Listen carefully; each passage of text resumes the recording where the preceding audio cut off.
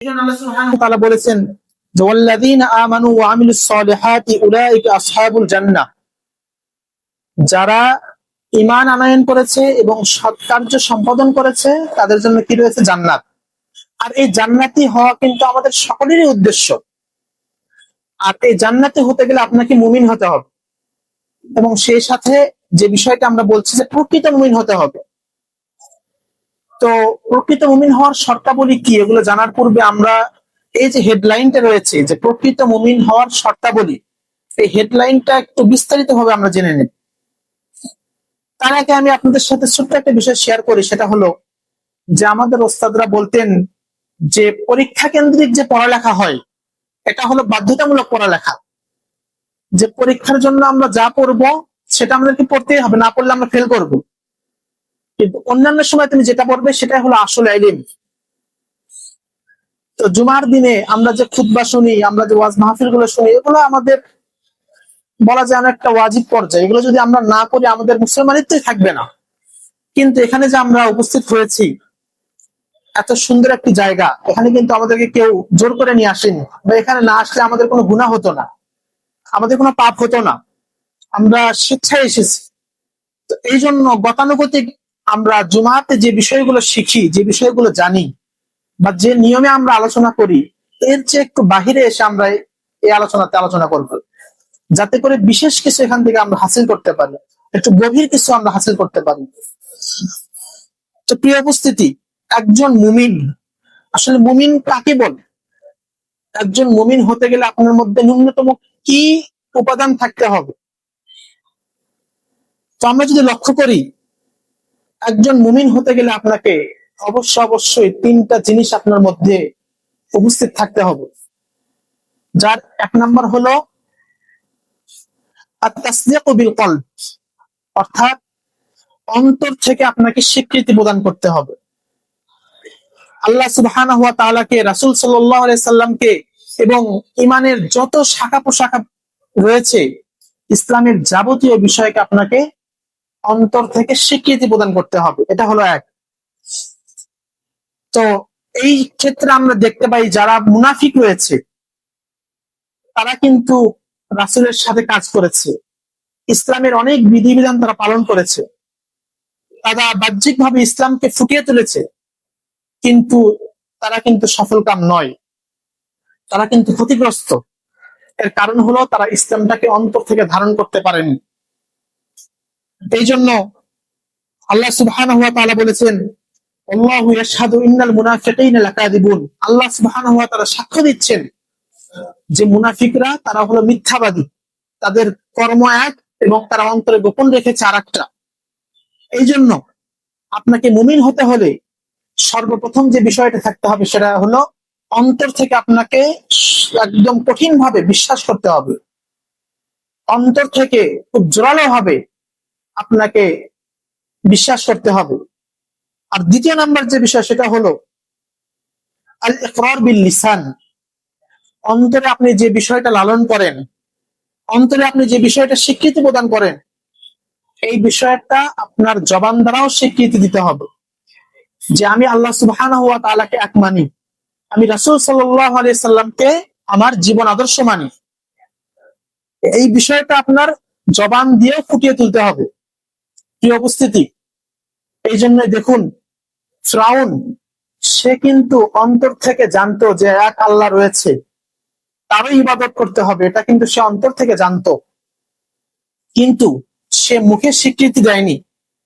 এ প্রসঙ্গে আল্লাহ সুবহানাহু ওয়া তাআলা বলেছেন যে ওয়াজাহাদু বিহা ওয়াস্তাইকানাতহা আনফুসাহুম যুলমান ওয়া উলুওয়া, এই ফিরআউন সে অধ্যতাবশত, অহংকার বশত আল্লাহ সুবহানাহু ওয়া তাআলাকে এক জেনেও, সমস্ত কিছু জানার পরেও তার অন্তর থেকে সে বিশ্বাস রাখতে এতটুকু যে হ্যাঁ এক আল্লাহ আছে, সে বিশ্বাস করতে এটা বাধ্য, এটা তার ফিতরাতের মধ্যে ছিল, কিন্তু মুখে সে কখনো স্বীকৃতি দেয়নি, সে কখনো স্বীকার করতে চায়নি। তার অহংকার বোধ, তার অহমিকা তাকে বাধা প্রদান করেছে আল্লাহ সুবহানাহু ওয়া তাআলার প্রতি ঈমান আনতে। তো এই জন্য আপনাকে অন্তরে যা লালন করেন, মুখে সেটাকে স্বীকৃতি প্রদান করতে হবে, স্পষ্টভাবে সেটা ফুটে তুলতে হবে।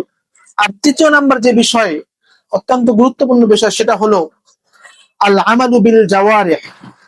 যে বিষয়টা আপনি অন্তর দ্বারা বিশ্বাস করলেন, মুখ দ্বারা স্বীকৃতি প্রদান করলেন, সেটাকে আপনার কাজে বাস্তবায়ন করতে হবে।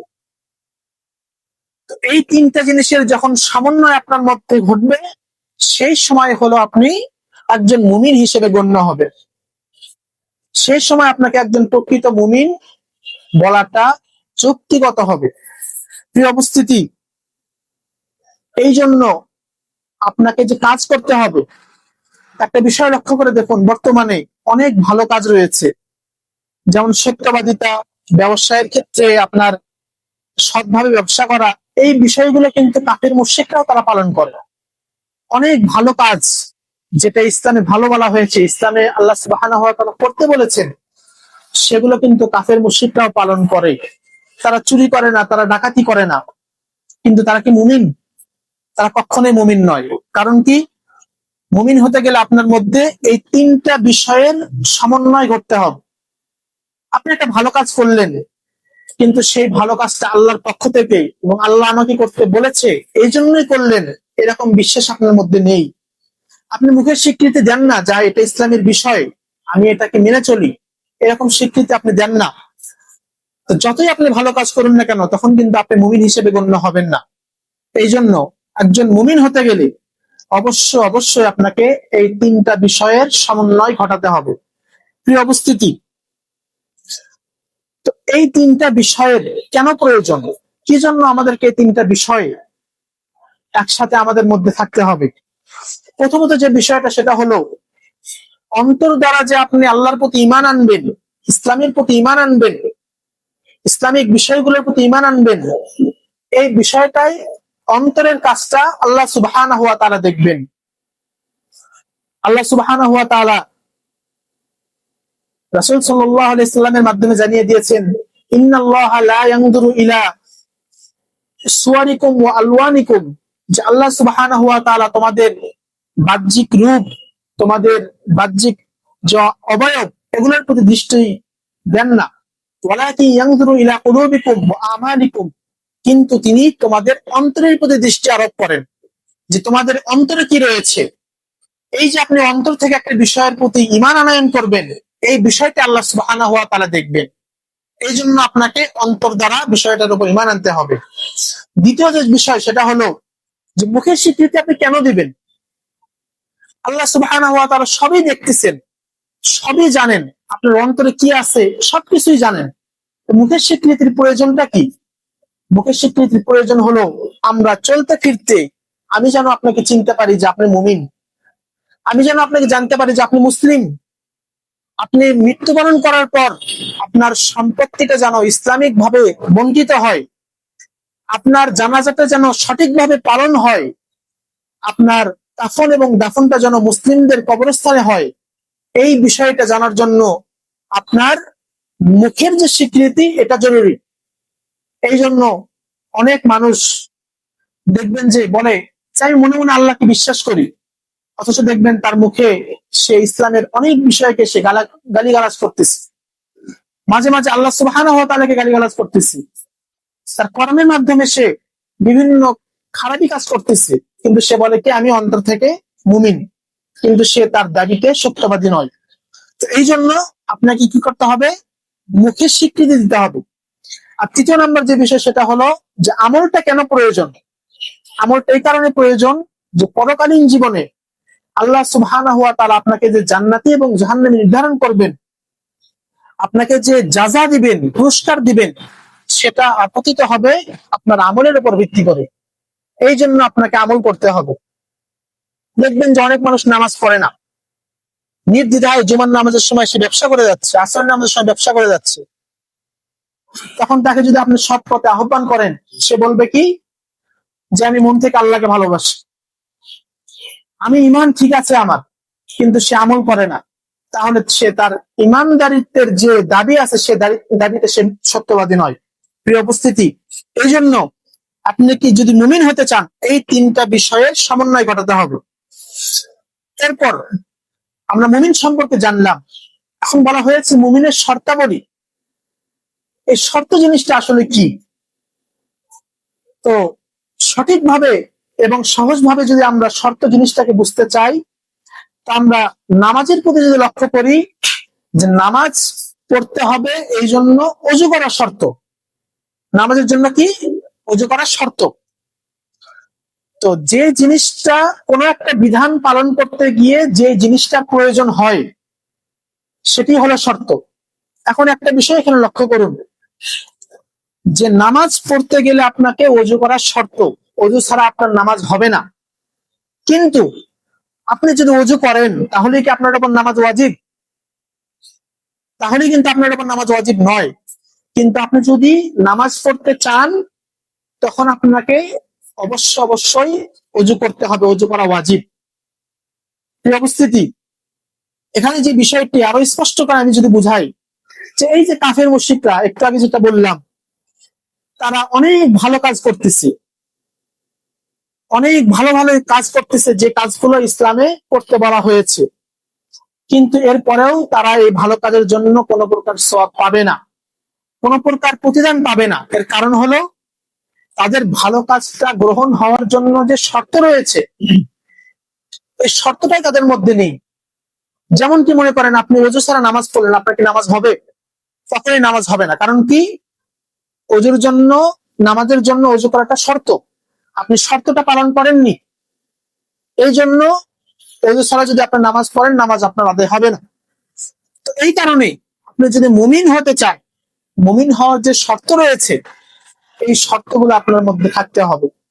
এই শর্ত যদি না থাকে, আপনি যদি নিজেকে মুমিন দাবি করেন, আপনি মুমিন নন। কিন্তু শর্তগুলো যদি পাওয়া যায়, এরপরে আপনি মুমিন হিসাবে বিবেচিত হবেন। প্রিয় উপস্থিতি, এরপরে আর একটি যে বিষয়, সেটা হলো এখানে বলা হয়েছে যে প্রকৃত মুমিনের শর্ত। তো এখানে একটি বিষয় আসে, যে প্রকৃত কথাটা কেন বলা হলো। যেহেতু প্রকৃত কথাটা বলা হয়েছে, তার মানে বুঝতে হবে এর বিপরীতে অপ্রকৃত মুমিন আছে। এ প্রসঙ্গে যদি আমরা আল্লাহ সুবহানাহু ওয়া তাআলার একটি বাণীর প্রতি লক্ষ্য করি, আল্লাহ সুবহানাহু ওয়া তাআলা বলেন, ওয়ামা ইউমিনু আকসারুহুম বিল্লাহি ইল্লা হুম মুশরিকুন। তোমাদের এমন অনেক মানুষ রয়েছে যারা নিজেদেরকে মুমিন দাবি করে, অথচ সে মুশরিক। সে নিজেকে মুমিন দাবি করে, এরপরে সে মুশরিক। তার মানে যেখানে মুমিনের কথা বলা হচ্ছে, সেখানে প্রকৃত মুমিনও রয়েছে, অপ্রকৃত মুমিনও রয়েছে। কিন্তু পরকালীন জীবনে যারা প্রকৃত মুমিন, তারাই কেবলমাত্র সফলকাম হবে। এইরকম যে দেখবেন, এই যে এখানে আমরা প্রকৃত মুমিন, এই কথাটা বলার প্রয়োজন কেন পড়লো, যে অবশ্যই এখানে অপ্রকৃত মুমিনও রয়েছে। তো এইদিকে যদি আমরা লক্ষ্য করে, আমরা দেখবো বর্তমান যুগে আমরা যারা আহলুল হাদিস রয়েছি, যারা আমরা সহিহ আকীদা লালন করি, আমরা যখন নিজেদেরকে সালাফি বলি বা আমরা আহলুল হাদিস বলি, অনেকেই দেখবেন আপনার মধ্যে একটা সংশয় ঢুকিয়ে দিবে, যে আমরা সবাই তো মুসলিম, সবাই তো আমরা একই আল্লাহর সৃষ্টি, ইসলাম পালন করি, রাসূল সাল্লাল্লাহু আলাইহি ওয়াসাল্লামের উম্মত, তো আলাদা করে আপনারা আবার নিজেদেরকে আহলে হাদিস কেন দাবি করেন, কেন সালাফি বলে দাবি করেন? তো যেখানে মুসলিম বললে এর মধ্যে শিয়া প্রবেশ করতেছে, কাদেরিয়া, মুরজিয়া, আহলুল হাদিস, তারপরে আরো যত রকম ফিরকা, সকলেই যেহেতু এর মধ্যে প্রবেশ করতেছে, তো এর মধ্যে আসলে সঠিক কারা, এটা জানার জন্য একটা কি রয়েছে, একটা গুণ প্রয়োজন রয়েছে, যে গুণে গুণান্বিত করলে বোঝা যাবে কি, যে আমরা সঠিক পথে রয়েছি। প্রিয় উপস্থিতি, দেখেন স্বয়ং আল্লাহ সুবহানাহু ওয়া তাআলা, পৃথিবীতে এমন কি কোনো জিনিস রয়েছে যে আল্লাহ সুবহানাহু ওয়া তাআলার চেয়ে উত্তম, তার জাতের চেয়ে উত্তম, অথবা আল্লাহ সুবহানাহু ওয়া তাআলার চেয়ে মহান? এই আল্লাহ সুবহানাহু ওয়া তাআলা যে ইলাহ, তাকে আমরা ইলাহ হিসেবে মানি। যখন আমরা লা ইলাহা ইল্লাল্লাহু মুহাম্মাদুর রাসূলুল্লাহ, এটার যখন আমরা সঠিক অনুবাদ করি, সঠিক ব্যাখ্যা বিশ্লেষণ করি, তখন আমরা কি বলি, যে আল্লাহ ছাড়া সত্যিকার অর্থে কোনো মাবুদ নেই। তার মানে আরো কিছু মাবুদ রয়েছে যাদেরকে মাবুদ হিসেবে গণ্য করা হয়। তো স্বয়ং আল্লাহ সুবহানাহু ওয়া তাআলার পরিচয় দিতে গিয়ে যেখানে আমরা বলতেছি যে সত্যিকার মাবুদ, সেহেতু আমরা যে সঠিক পথে রয়েছি, এটা বোঝানোর জন্য আমাদের কি একটা গুণে গুণান্বিত করাটা প্রয়োজন। তো আমরা যে মুমিন হব, এই মুমিনটা হওয়ার জন্য আমাদেরকে সঠিক মুমিন হতে হবে। তো আমরা এটাই বুঝতে চাচ্ছি যে মুমিন প্রকৃত রয়েছে, অপ্রকৃত রয়েছে। যারা নিজেরা দাবি করে আমরা মুমিন, কিন্তু সঠিক পথে তারা চলে না, তাদের মধ্যে মুমিনের যে শর্তাবলী রয়েছে তা পাওয়া যাচ্ছে না, তো সে কিন্তু আসলে মুমিন নয়। প্রিয় উপস্থিতি, এই জন্য আল্লাহ সুবহানাহু ওয়া তাআলা যেন আমাদেরকে সঠিক মুমিন হওয়ার তৌফিক দান করেন, সকলে আল্লাহুম্মা আমিন। এরপর দেখুন যে আমাদের ইমানের কেন প্রয়োজন, কেন আমরা ইমান আনয়ন করব। আল্লাহ সুবহানাহু ওয়া তাআলা বলেছেন, ইন্নাল্লাযীনা আমানু ওয়া আমিলুস সালিহাতি কানাত লাহুম জান্নাতুল ফিরদাউস নুজুলা। যারা ইমান আনয়ন করেছে এবং সৎকার্য সম্পাদন করেছে তাদের জন্য রয়েছে কি জান্নাতুল ফিরদাউস। তো আপনাকে ইমান আনয়ন করতে হবে এবং প্রকৃত মুমিন হতে হবে। এরপর কি করতে হবে? সৎ কাজ করতে হবে। এবং তারপরে আল্লাহ সুবহানাহু ওয়া তাআলা বলেছেন যে ফামান কানা ইয়ারজু লিকা রাব্বিহি ফালইআমাল আমালান সালিহা। যে ব্যক্তি চায় আল্লাহ সুবহানাহু ওয়া তাআলার সাথে সাক্ষাৎ করতে, সে যেন সৎ আমল সম্পাদন করে। তো এই সৎ আমল সম্পাদন করা একজন প্রকৃত মুমিনের কাজ। একজন প্রকৃত মুমিনের কাজই হলো সৎ আমল সম্পাদন করা। এই সৎ আমল আপনি যে সম্পাদন করবেন, এর মধ্যে অবশ্যই দুইটা জিনিস থাকতে হবে। এই দুইটা জিনিসই হলো একজন প্রকৃত মুমিনের অত্যন্ত গুরুত্বপূর্ণ প্রথম সারির দুইটা শর্ত। যার প্রথম নাম্বারটি হলো আপনাকে একজন পরিপূর্ণ তাওহীদবাদী মুমিন হতে হবে। তো একজন মুমিন হতে গেলে, আপনি যদি নিজেকে প্রকৃত মুমিন বলতে চান, আপনাকে অবশ্যই তাওহীদবাদী মুমিন হতে হবে, অর্থাৎ আপনার মধ্যে পরিপূর্ণ তাওহীদ থাকতে হবে। অর্থাৎ জীবনের প্রতিটা ক্ষেত্রে আপনার চলাফেরা, আপনার খাওয়া দাওয়া, আপনার লেনদেন, আপনার আমল আখলাক, আপনার প্রতিটা সেকেন্ডে প্রতিটা কাজ একমাত্র আল্লাহ সুবহানাহু ওয়া তাআলার উদ্দেশ্যে হতে হবে। এবং এর বিপরীতে আপনার মধ্যে কোনো প্রকার শিরিক থাকা যাবে না। এই শিরিক যদি আপনার মধ্যে ঢুকে যায় তাহলে আপনি মুমিন থাকবেন না। এই শিরিক যদি আপনার মধ্যে ঢুকে যায় তাহলে আপনি পূর্বে যত আমল করেছিলেন সব আমল বরবাদ হয়ে যাবে। এই প্রসঙ্গে আল্লাহ সুবহানাহু ওয়া তাআলা রাসূল সাল্লাল্লাহু আলাইহি সাল্লাম, যার সারা জীবনটাই অত্যন্ত মাসুম ভাবে, কোন প্রকার পাপ ছাড়া তিনি অনেক সঠিকভাবে জীবনযাপন করেছিলেন, তাকে লক্ষ্য করে বলছেন, লাইন আশরাকতা লা ইয়াহবাতান্না আমালুকা, যে হে রাসূল, তুমি যদি শিরিক করো তাহলে তোমার সমস্ত আমল বাতিল হয়ে যাবে। তো রাসূলকে লক্ষ্য করে যদি আল্লাহ সুবহানাহু ওয়া তাআলা এত বড় একটি কথা বলেন যে তুমি যদি শিরিক করো তোমার সমস্ত আমল কি হয়ে যায়? বাতিল হয়ে যাবে। তাহলে চিন্তা করুন আমাদের অবস্থাটা কি। যদি আমরা শিরিক করি আমাদের সমস্ত আমল বাতিল হয়ে যাবে। এই জন্য একজন প্রকৃত মুমিন যদি আপনি হতে চান, আপনার মধ্যে তাওহীদ থাকতে হবে, এর বিপরীতে কোন প্রকার শিরিকের আশ্রয় দেওয়া যাবে না। এবং রাসূল সাল্লাল্লাহু আলাইহি ওয়াসাল্লাম বলছেন যে তোমাকে যদি পুড়িয়ে মারা হয়, তোমাকে যদি হত্যা করা হয়, এরপরে তুমি শিরিক করবে না। ইন্নাশ শিরকা লাযুলমুন আযীম, আল্লাহ তাআলা বলেন যে শিরিক সবচেয়ে বড় অপরাধ। জীবনের কোন অবস্থাতে আপনাকে শিরিক করা যাবে না। আপনি আমল করে বিশাল এক পাহাড় গড়ে তুলেছেন, কিন্তু আপনি যখন শিরিক করবেন, এই শিরিকটা হলো একটা আগুনের মতো, আপনার পুরো আমলটিকে ধ্বংস করে দেবে। আর দ্বিতীয় নাম্বার যে কাজ, সেটা হলো আপনার জীবনে রাসূল সাল্লাল্লাহু আলাইহি সাল্লামের সুন্নাত বাস্তবায়ন করতে হবে এবং এর বিপরীতে কোন প্রকার বিদআত করা যাবে। প্রিয় উপস্থিতি, এই সুন্নাতটা আপনি যে বাস্তবায়ন করবেন, রাসূল সাল্লাল্লাহু আলাইহি সাল্লাম যেই কাজটা যখন যেভাবে এবং যতটুকু করেছেন ঠিক সেভাবেই করতে হবে। এই তিনটা বিষয় যদি আপনি মেনে চলতে পারেন, তাহলে আপনি রাসূল সাল্লাল্লাহু আলাইহি সাল্লামের সুন্নাহ মোতাবেক আমল করলেন। যে কোন একটা আমল করার সময় আপনি ভাববেন যে এই কাজটা কি রাসূল সাল্লাল্লাহু আলাইহি সাল্লাম করেছেন বা করার আদেশ করেছেন। আচ্ছা, যদি আদেশ করে থাকেন তাহলে তিনি কতটুকু করেছেন এবং তিনি কিভাবে করেছেন এবং তিনি কোন সময়ে করেছেন। এই কাজগুলো যখন আপনি বাস্তবায়ন করবেন, তখন আপনি রাসূল সাল্লাল্লাহু আলাইহি সাল্লামের সুন্নাতের বাস্তবায়নকারী হলেন, এবং এর বিপরীতে আপনাকে কখনো বিদআত করা যাবে না। যদি আপনি বিদআত করেন, আপনি যদি বিদআতি বলে বিবেচিত হন, তাহলে আপনার সেই বিদআত যুক্ত আমল আল্লাহ সুবহানাহু ওয়া তাআলার দরবারে কবুল হবে না। রাসূল সাল্লাল্লাহু আলাইহি ওয়াসাল্লাম বলছেন, মান আমিলা আমালান লাইসা আলাইহি আমরুনা ফাহুয়া রাদ্দুন। যে ব্যক্তি এমন কোন আমল করলো যে আমলের উপর আমাদের কোন প্রকার নির্দেশনা নেই, সে আমল প্রত্যাখ্যাত। তো বিদআত জিনিসটা কি? এই বিদআত জিনিসটা বুঝতে গিয়েও কিন্তু আমরা অনেক সময় ভুল করে ফেলি।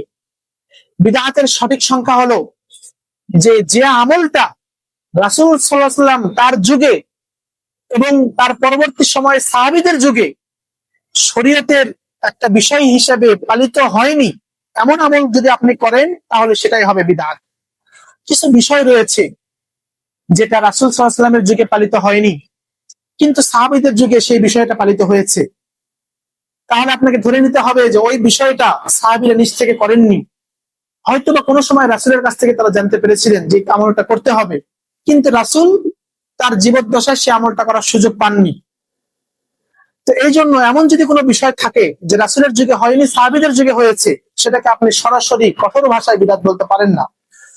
তো এই জন্য প্রিয় উপস্থিতি, আপনাকে আমাকে শিরক বর্জন করতে হবে, বিদআত বর্জন করতে হবে, এবং এই দুটার ব্যাপারে খুব কঠোর হতে হবে। এর পাশাপাশি পরিপূর্ণ তাওহীদবাদী মুমিন হতে হবে এবং জীবনের সর্ব অবস্থায় রাসূলের সুন্নাতকে বাস্তবায়ন করতে হবে।